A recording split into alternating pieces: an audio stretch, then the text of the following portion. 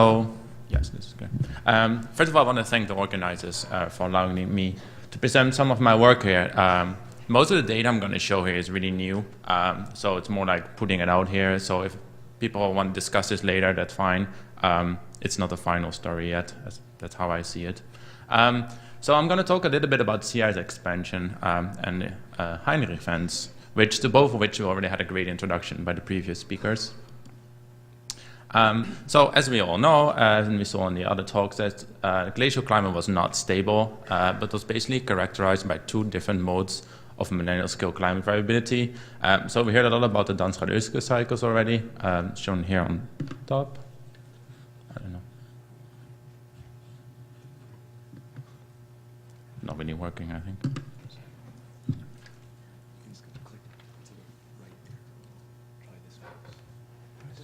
No, it should be the Mac. Yeah? Okay, we're going to go to the point there. So here we have the Greenland ice core record showing the Dansk-Radulske events, and as we already saw, especially by Dave's talk, we also have the Heinrich event, we have like 6 or 7 of them, which indicate the collapse of the Laurentide ice sheet and maybe some of the other European ice sheets. And they're mainly associated with high accumulation of ice-rafted debris in the North Atlantic and Labrador Sea, roughly between 40 and 45 degrees north, 55. So Camille already gave an excellent introduction to the importance of sea ice. And there's a lot of studies, both data modeling. I'm just showing here 2 model examples, but there's a lot of data studies that either predict, invoke, or prescribe a response of sea ice to these cold events. So whether the Stadials or whether the Heinrich events, many studies indicate that there's going to be an expansion of sea ice in response to these events. And especially during the Heinrich events, the large expansion of sea ice is mainly due to the amount of fresh water input. So we put a lot of fresh water here due to the hosing, we get an expansion of sea ice. Now, despite all these claims, there's actually very little data available on what is the response of sea ice into these cold events. So this talk is going to focus on the response of Heinrich events and the sea ice response to Heinrich events. And this one indicates, as we also saw in the previous talk already, that the Labrador Sea is one of these key regions. So it's predicted to be associated with large variation in sea ice extent, and is of course also important because in the modern ocean, the Labrador Sea is characterized by deep water formation. So what we're going to do is we reconstructed sea ice using a sea ice biomarker IP25, which I think later this week there's a whole session on sea ice variation. So if people are more interested in sea ice variations, please go to that session. It was recently shown that this particular biomarker was produced by only a few species of sea ice diatoms. The site we're going to use for this is IDP site 1303, located here at roughly 50 degrees north in the Labrador Sea.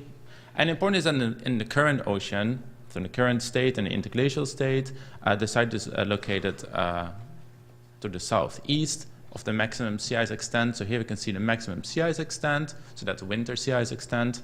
And the site here, so in current ocean, is in the open ocean.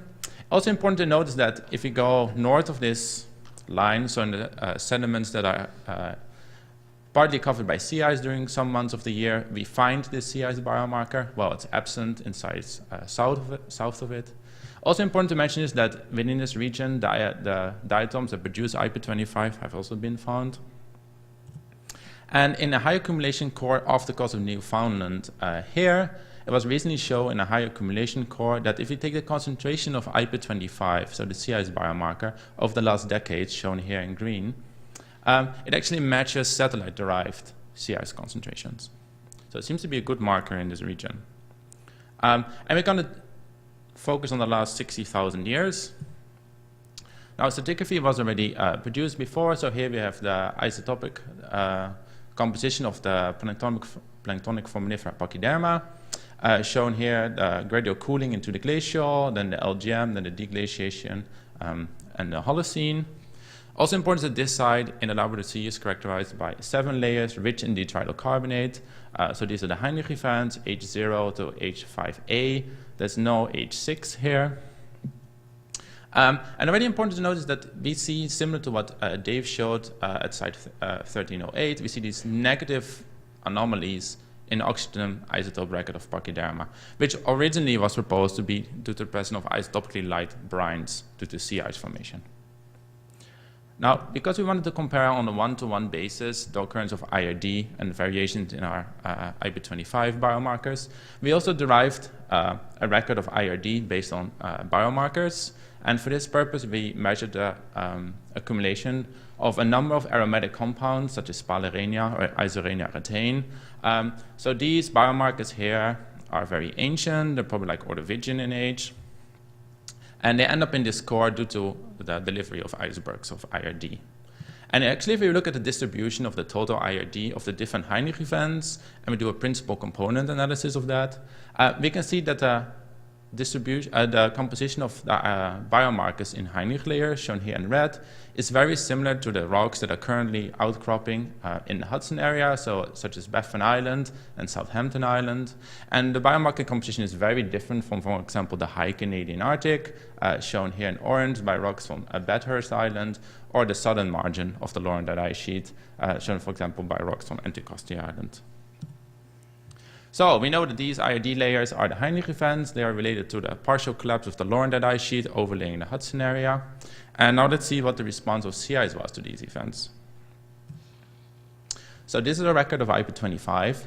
And basically what it shows is that we have no IP25 in our core here before 57,000 years ago. Then we have low concentrations up to 30,000 years ago. We have high concentration of IP25 during the LGM, and then we have a decline during the deglacial and absence during the Holocene. So in terms of sea ice cover at this site, I interpret as the following. So there's no sea ice at this core site before 57,000 years ago. As we're entering the more glacial state, we see that we have a rare occurrence of sea ice at our site. Then during the LGM here, we have the sea ice margin, so the maximum extent, so the winter sea ice margin, is probably located close to our core site, so we have an expansion of sea ice. And then during the deglaciation, again, the sea ice margin retreated northwards, and we have no sea ice during the Holocene. Now, the presence of sea ice during the LGM in this region fits with a number of modeling results. So here, just show you one model that shows like a pulsing amount of sea ice over our core site. And also the model results I showed you in the beginning from Passetta et al. Indicates that during the LGM, the sea ice margin was over our core site. So far so good, that all seems to fit. But the same models also predict that during the Heinrich events, due to the hosing with fresh water, there's an even greater expansion of sea ice. But I don't think that this data supports any of that. So if you look at the Heinrich events, there's basically no response of sea ice in this region to Heinrich events. And I think I can show it even more clearly in this cross plot. So here I see the concentration, I plotted the concentration of IP25 and that of our IRD biomarker. And I color-coded different Heinrich events. And you can see that almost all of the Heinrich events are characterized by low concentration of IP25, while most of the samples with high concentration of IP25 are not Heinrich events. So to me, that indicates that at this core location, there's no clear response of sea ice to Heinrich events. And if we go back to a record of our oxygen isotope composition of pachyderma shown here,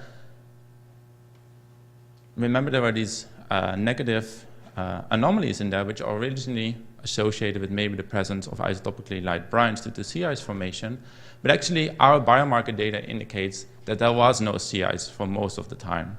So maybe we have to start to interpret these negative anomalies, similar to what Dave was suggesting, maybe the presence of detrital carbonate, which we know was present in these layers, or maybe to a large extent related to freshwater forcing.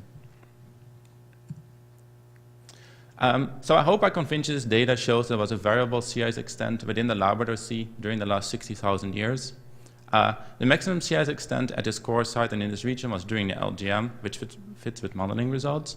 But to me, the data indicates that there is no clear relation between the occurrence of Heinrich event and that of sea ice expansion. And if we go to the theme of this session, whether to hose or not, I think that this data can constrain to some extent by how far we can hose. So maybe the hosting experiments that are typically done, which predict a large increase in sea ice, are just too big. And maybe we have to try to find models that can actually match these data. And in addition, more data of sea ice is needed to match the models. Thank you very much.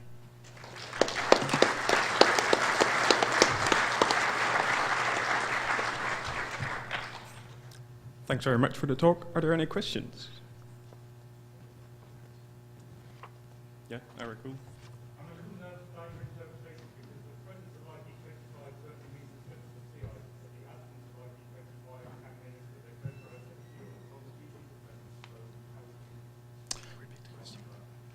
Yeah, I'm just going to repeat the question. So the question is, IP25 indicates that the sea ice margin was over your core side. But if there's no IP25, they can either indicate there's no sea ice or you're on a completely full sea ice cover. So that's a good question. So often people solve this by plotting the ratio of IP25 to, for example, brassicus.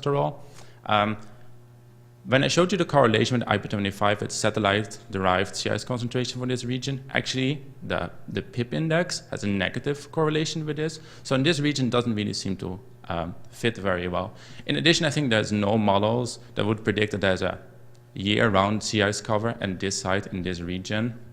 Also, the preservation issues, I think, down core for PIP is maybe more than for IP25. So for that region, I just showed you IP25 because I think year-round sea ice cover during these events is very unlikely.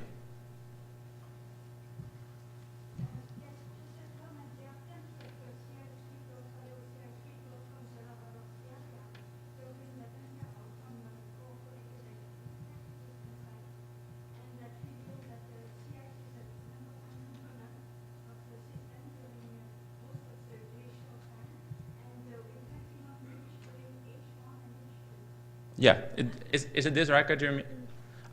I just didn't have time to put this. Yeah, they're more, but yes, exactly. So, but as far as I understand, they're mainly based on microfossils and dinoflagellates, for example. There is no problem with that. I'm not going to say that there's any problem with this. It is, as far as I understand now, I'm not an expert in any of this. They're not as exclusive to sea ice as IP25, but we can discuss this later because I'm happy to have discussion. Because this is good you mentioned because this is from the same core site, which based on this data would suggest there's expansion of sea ice during the Heinrich Events. But our biomarker data based on IP25, which I think is an exclusive sea ice biomarker indicator, doesn't support